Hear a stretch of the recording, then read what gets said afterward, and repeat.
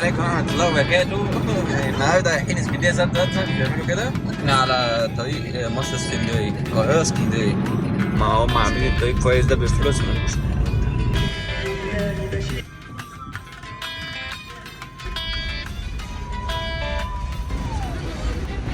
وعمار يا اسكندرية يا جميلة يا مرية. ده ايه ده؟ وعد ومكتوب عليا. ولا مستشفى ولا ايه؟ شايفة المية؟ المية. وانا كمان عايزة انط. شايفة؟ جميلة أوي.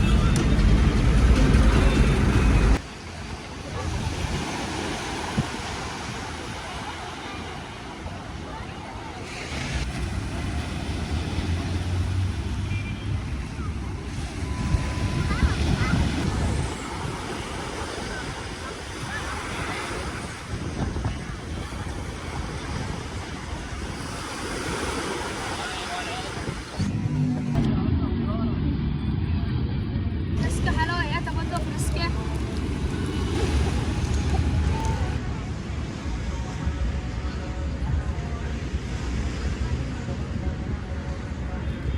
النهارده اسكندرية زحمة جدا.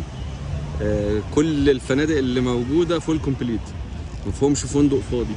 والأسعار بقى ايه، وصلت ل 3000 جنيه الغرفة.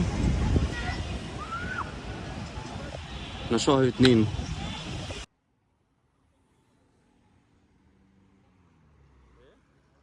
البلد كلها زحمة مع أعمال التوسعة دي كمان بتاعت الطريق، مخليها ايه. احنا بقى عاوزين نروح مخبز اسمه بريبي، وفطاطري القلاع، ومايسترو برجر.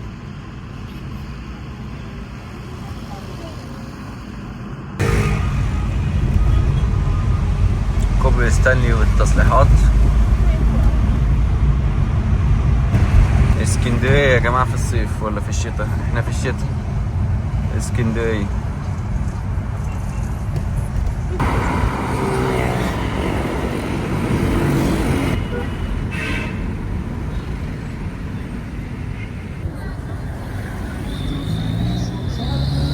حرفيا الكورنيش كله زحمة.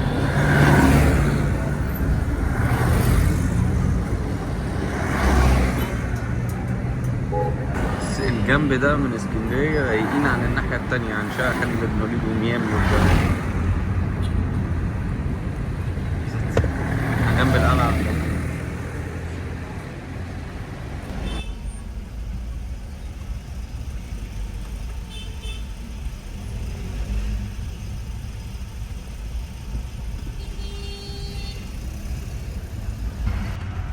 والله بجد الله يكون في عون الاسكندرانية، يعني لو دي حياتهم في الزحمة دي 24 ساعة، لا يبقى الموضوع صعب. أما الصيف الدنيا زحمة، والشتاء الدنيا زحمة.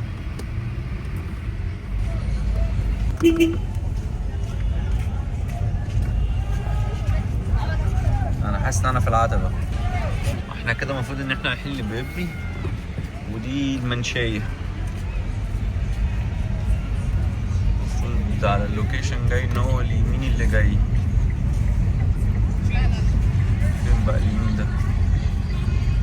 مش يمين، اليمين بيطلعنا على الكورنيش تاني.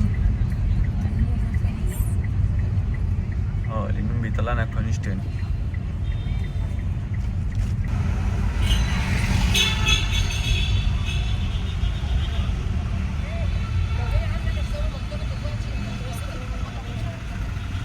هو انا كنت المفروض ماشي صح، بس اللوكيشن بعد ما وصلت خلاني لفيت تاني حوالين نفسي.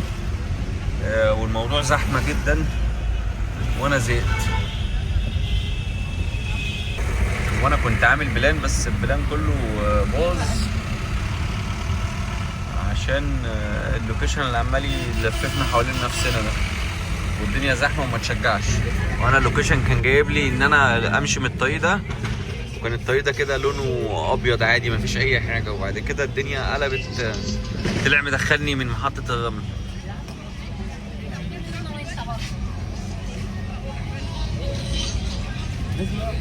بص اللوكيشن.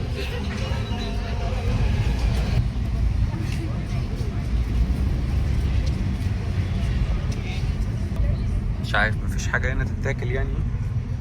مطعم اي حاجه، حاجه مشهوره؟ ايوه